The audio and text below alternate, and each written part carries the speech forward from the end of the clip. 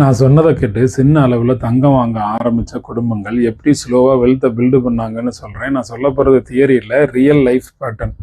ஒரே ஒரு சிம்பிளாக ஒரு ஃபேமிலி ஸ்டோரி மட்டும் சொல்கிறேன் பாருங்கள். 2020 ஒரு ஃபேமிலி மாதம் 2000 ரூபாய்க்கு டிஜிட்டல் கோல்டு வாங்குறதுக்காக நான் சொன்னதை கேட்டு எஸ்ஐபி மாதிரியான ஸ்கீமை ஸ்டார்ட் பண்ணாங்க. அன்னைக்கு கிராம் 0.5 கிராம் அன்னைக்கு கிடச்சது.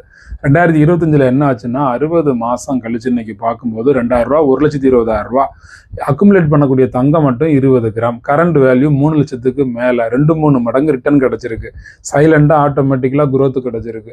இவங்க என்ன ஸ்பெஷலாக பண்ணாங்க அப்படின்னா கன்சிஸ்டன்சியாக இருந்தாங்க. மார்க்கெட்டை அவங்க பார்க்கல, பேனிக் ஆகலை, ஜஸ்ட் கீப் பையிங், அவ்வளவுதான்.